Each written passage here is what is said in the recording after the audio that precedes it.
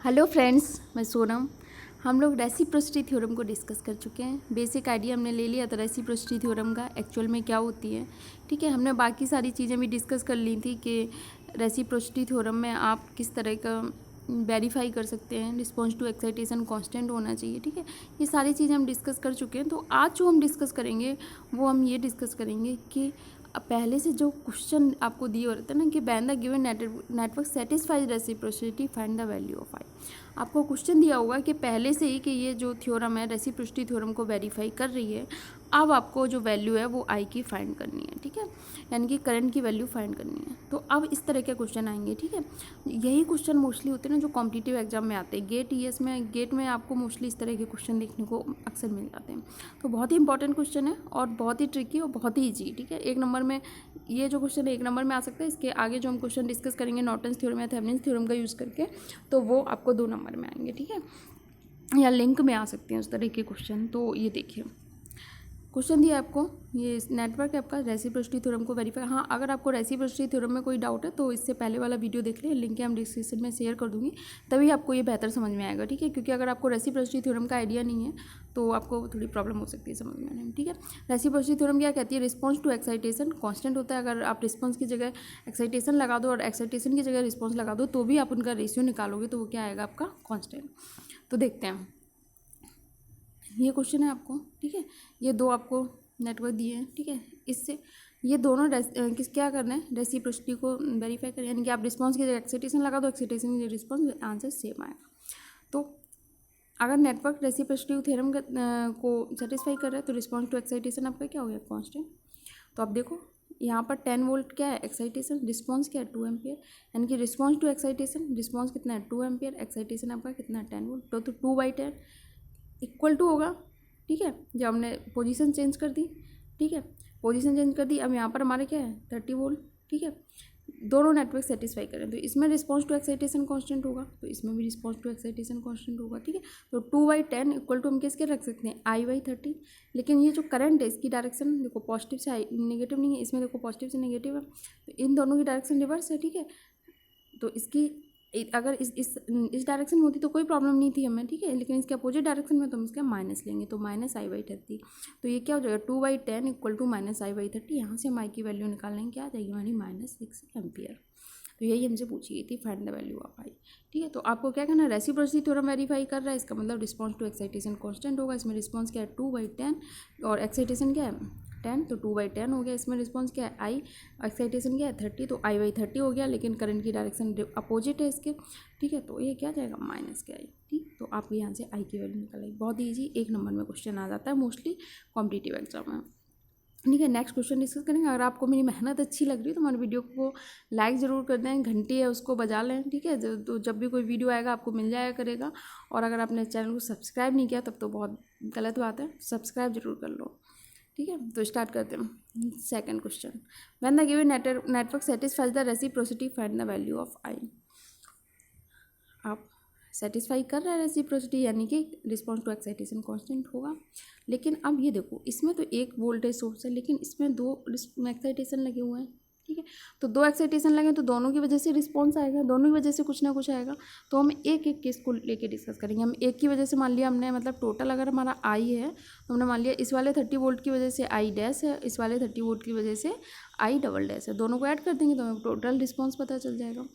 तो देखते हैं, अब सबसे पहले केस ले लेते हैं 30 वोल्ट इसकी वजह से। ठीक है, तो जब इसकी वजह से हम ले रहे हैं तो इससे कंपेयर करो इस वाले से। ठीक है, ये हमने माना लिया, इसकी वजह से हमने मान लिया करंट हमारा क्या है? I dash.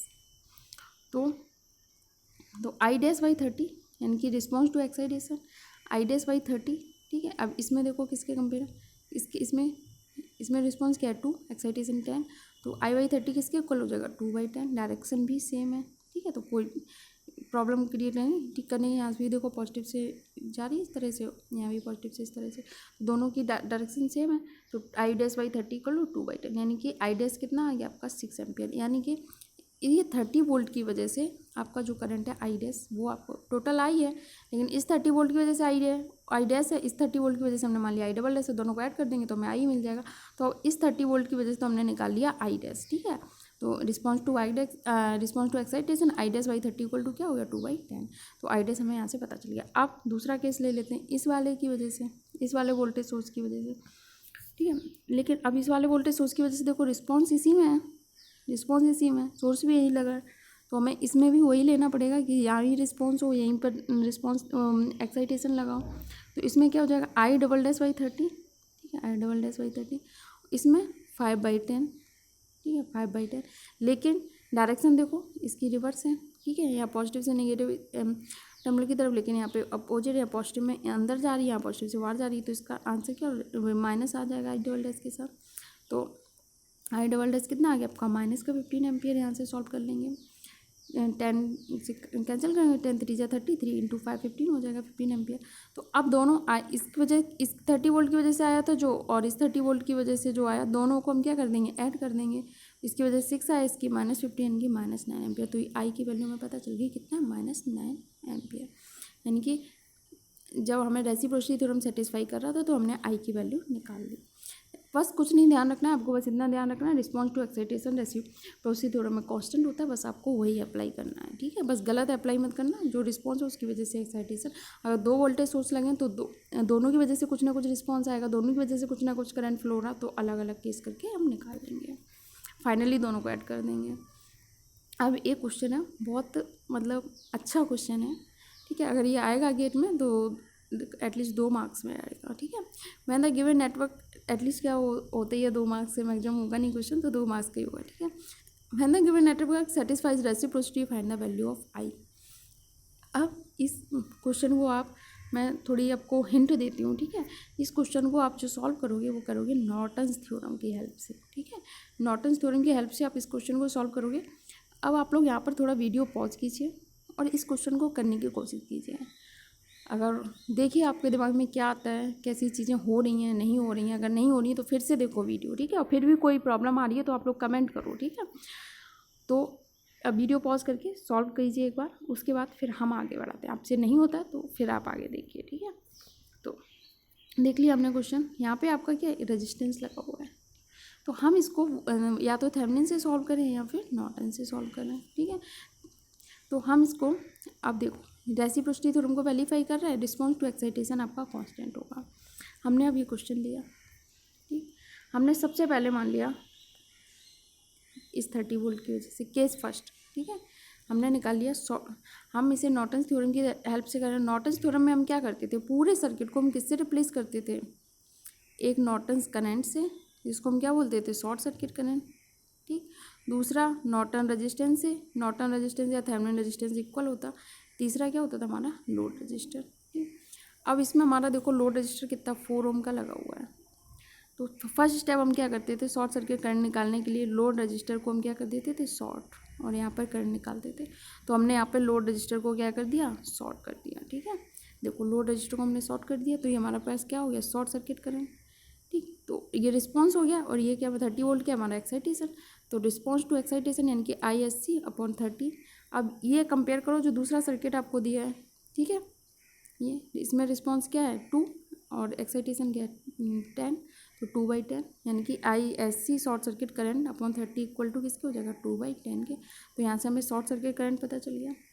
अब हमें थेवेनिन के लिए हमें क्या क्या चीज़ें चाहिए, शॉर्ट सर्किट करंट पता चल गया, लोड रजिस्टर तो हमारे पास है ही, हम क्या थेवेनिन रेजिस्टेंस और निकाल रहे हैं। थेवेनिन या नॉर्टन रेजिस्टेंस एक ही बात होती है, ठीक है। हमने कहा एक ही तरीके से निकालते हैं, सेम चीज़ होती है।